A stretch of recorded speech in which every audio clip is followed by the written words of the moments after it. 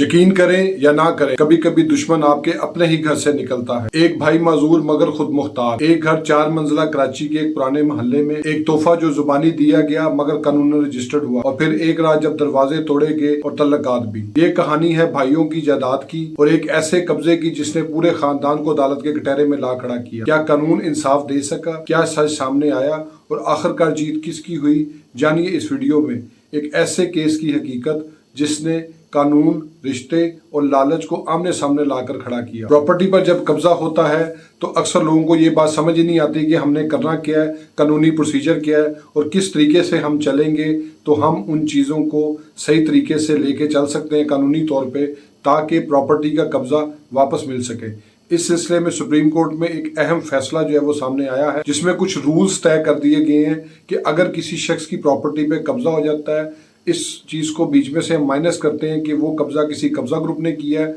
या किसी खूनी रिश्ते ने किया है या आपके किसी जानने वाले ने किया है। सुप्रीम कोर्ट ने रूल्स वदा कर दिए हैं, फैसला आ चुका हुआ है किस तरीके से आपने प्रोसीड करना है, कौन सी एप्लीकेशन देनी है, कहाँ देनी है, कौन सा केस करना है, कहाँ करना है, ये तमाम तफसीलात मैं आज आपको इस वीडियो में बताऊंगा। क्योंकि ये एक ऐसी चीज़ है कि किसी के घर पे कब्जा हो जाना कोई बड़ी बात नहीं है। वो खूनी रिश्ता भी कर सकता है, वो कब्जा ग्रुप भी कर सकता है या कोई ऐसा शख्स भी कर सकता है जो आपके हालातों वाक़यात से वाकिफ हो। वीडियो शुरू करने से पहले मैं आपसे रिक्वेस्ट करूंगा, मेरे फेसबुक पेज को लाइक करें, यूट्यूब चैनल को सब्सक्राइब करें। दूसरी मेरी आपसे रिक्वेस्ट है कि मेरी वीडियो को पूरा ज़रूर देखा करें ताकि जो भी लीगल क्वेश्चन है वो आपको ईजिली समझ आ जाए। तो अब आ जाते हैं अपने सर टॉपिक की तरफ। कराची में रहने वाले 3 भाइयों के बीच में कुछ ऐसा मामला हुआ कि जिसने पूरे ख़ानदान को कटहरे में ला के खड़ा कर दिया। एक भाई ऐसा था जो कि माजूर था, जिसकी शादी नहीं हुई थी, उसने एक प्रॉपर्टी परचेज की और उसके अंदर वो रह रहा था। तो उस भाई ने जो कि माजूर था, उसने अपना हिस्सा जो है अपना जो उसकी प्रॉपर्टी थी उसका ओरल हिबा किया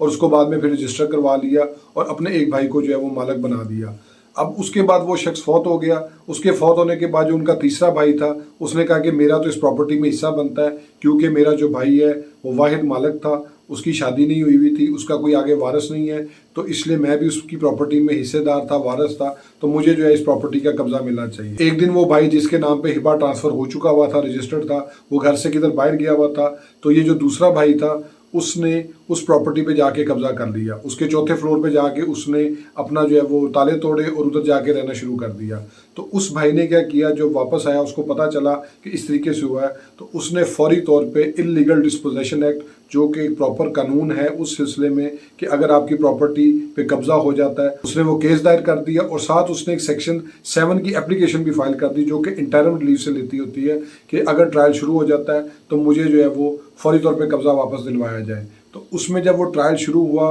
अदालत ने हुक्म दिया उसमें आपने प्रॉपर्टी पे गलत कब्जा किया और आपको जो है ये प्रॉपर्टी छोड़नी पड़ेगी, क्योंकि वो जो शख्स है जो फौत हो चुका हुआ है उसने अपनी ज़िंदगी में जो है वो अपना हिस्सा जो है वो अपने भाई को जो है वो गिफ्ट कर दिया था और गिफ्ट रजिस्टर्ड भी था। तो उससे रिलेटेड फिर लिटिगेशन स्टार्ट हो जाती है और लिटिगेशन स्टार्ट होते होते फिर एंड तक सुप्रीम कोर्ट तक पहुंच जाती है। तो इसमें मैं आपको बताता चलूँ कि इल्लीगल डिस्पोजेशन एक्ट जो है ये कानून है जिसकी इंटरप्रिटेशन सुप्रीम कोर्ट ने की है और उसमें उन्होंने बड़ा क्लियरली बताया कि 3 चीज़ें आपने देखनी है और उन 3 चीज़ों को जो है वो होते हुए अगर एग्जिस्ट कर रही हैं तो पार्टी को जो है वो कब्जा रिस्टोर करवा दिया जाएगा। वो भी मैं आगे चल के आपको बताऊंगा कि वो 3 चीज़ें क्या हैं। लेकिन इसमें मैं एक चीज़ आपको बड़ी इंपॉर्टेंटली मेंशन कर दूं कि अगर कोई शख्स किसी प्रॉपर्टी पे कब्जा कर लेता है तो ये क्रिमिनल केस होता है और इसमें जो जुरिस्डिक्शन है वो सेशन जज की होती है और सेशन जज जो है वो इस केस को सुनता है और उसकी अदालत ने ही इसमें फैसला करना होता है। लोग इसमें ये करते हैं कि कब्जा छुड़वाने खुद चले जाते हैं, पुलिस को इतला दे देते हैं। पुलिस को भी आपने इतला देनी है, उधर आपने कानूनी कार्रवाई थाने की हद तक ज़रूर करनी है,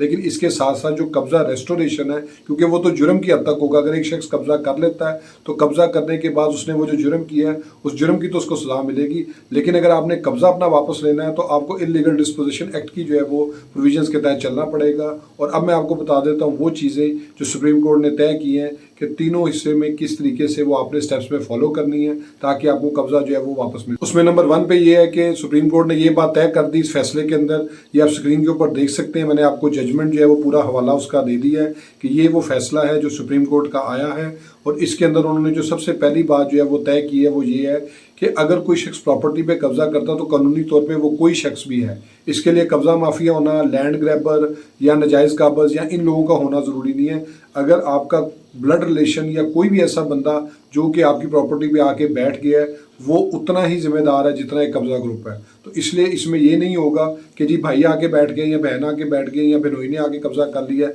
चूँकि वाला साहब की प्रॉपर्टी थी या मरने वाले की प्रॉपर्टी थी, विरासती हिस्सा बनता है। अगर आपका टाइटल क्लियर है, आपका सबूत मलकियत क्लियर है, तो किसी शख्स को जो है वो इजाज़त नहीं है कि वो आपकी प्रॉपर्टी पे आके कब्जा कर सके। दूसरी बात इसमें जो सबसे इंपॉर्टेंट उन्होंने की है वो ये है कि जो शख्स इस दरख्वास्त को देगा, जो इस केस को दायर करेगा, उसके लिए दो चीज़ों का होना ज़रूरी है। नंबर 1 पे ये है कि वो लॉफुल ऑनर होना चाहिए, यानी कि उसके नाम पे सेल डीड होनी चाहिए, गिफ्ट डीड होनी चाहिए, अबैंडनमेंट डीड दस्तबरदारी नामा होना चाहिए, कोई भी ऐसी दस्तावेज जो रजिस्टर्ड हो चुकी हो जिससे उसका सबूत मलकियत बनता हो, या उसके नाम पे कोई अलॉटमेंट लेटर हो, ट्रांसफ़र लेटर हो, ये होना ज़रूरी है। और दूसरे साथ ही इसके जो है वो उन्होंने दूसरी बात जो कही है वो ये है कि इन चीज़ों के होने के साथ साथ उस शख्स का जो है वो कानूनी तौर पे उस प्रॉपर्टी पे काबज़ होना भी जो है वो ज़रूरी है, यानी कब्ज़ा जब उससे लिया गया उससे पहले तक जो है वो उसका अपना कब्ज़ा जो है वो होना ज़रूरी है। फिर इसमें जो इंपॉर्टेंट चीज़ है वो ये है कि अदालत ने प्राइमा फेशी जो है वो इस केस को देखना है। प्राइमा फेशी केस हम उसको कहते हैं कि बज़ाहिर देखने में जो अदालत के सामने जो डॉक्यूमेंट्स आए हैं, जिसमें कोई फोटोग्राफ्स हो सकती हैं, कोई वीडियो हो सकती है, जिसमें पार्टी जो है उस प्रॉपर्टी में रह रही है, जो कि जिसको कब्ज़े से जो है वो महरूम किया गया है। फिर इसके साथ जो है वो उसके नाम पे कोई दस्तावेज होनी चाहिए, जिसका मैंने बताया transfer letter, gift deed, sale deed. फिर उसके नाम पे कोई बिजली का मीटर है या कुछ भी है। फिर उसके साथ कोई एक आधे किसी ऐसे बंदे का एफिडेविट मौजूद है, कोई नेबर का, जो इस बात की तस्दीक करे, हल्फन बयान दे कि हाँ जी ये शख्स जो है वो फ़लाँ डेट तक जो है वो इस प्रॉपर्टी में बतौर मालक रह रहा था, उसके बाद जो है वो इसको इस कब्ज़े से महरूम कर दिया गया। तो जब ये बज़ाहिर चीज़ आ जाएगी सामने, उसके साथ अदालत देखेगी कि ये जो शख्स है जो आके प्रॉपर्टी पे बैठ गया है, उसने 4 में से कौन सी चीज़ें की, या उसने उस पार्टी को जो है वो डिस्पोजेस कर दिया, यानी उसको उसके कब्जे से बाहर कर दिया, या ग्रैबिंग ऑफ द प्रॉपर्टी, यानी कि उसने खुद जाके कब्जा कर लिया, या उसने ऑक्यूपाई कर ली, यानी उसने चार दीवारी भी कर ली है, या इसके अलावा जो है वो उसने किसी ऐसे शख्स को बिठा दिया है जिसके ज़रिए वो उस प्रॉपर्टी के कब्जे का जो है वो कंट्रोल चला रहा है। तो ये चारों चीज़ें जो है वो इस चीज़ में आएंगी, और अदालत जो है वो इस चारों में से कोई भी चीज़ होती है तो उसको जो है वो कब्जा ही तस्वर करेगी, और वो भी नाजायज़ कब्जा तस्वर करेगी। तो ये मैंने आपको बताया कि ये डिटेल ऐसी थी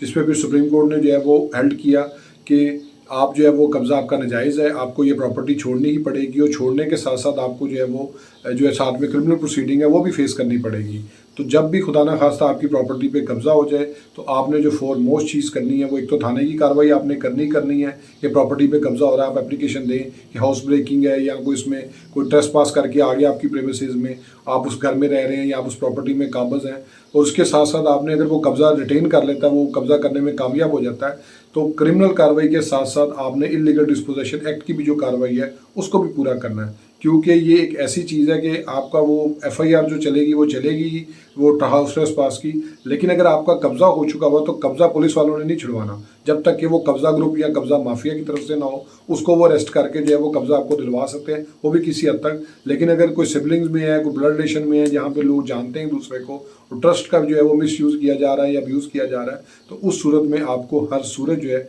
वो इलीगल डिस्पोजेशन एक्ट की तरह जो है वो प्रोसीडिंग स्टार्ट करनी पड़ेगी और इसको जो है मुकम्मल करना पड़ेगा। होप्स आपको ये वीडियो पसंद आई होगी। मेरे फेसबुक पेज को लाइक करें, यूट्यूब चैनल को सब्सक्राइब करें, ताकि लीगल टॉपिक से रिलेटेड इसी तरह एडवाइस मैं आपसे शेयर करता हूँ। Thank you for watching.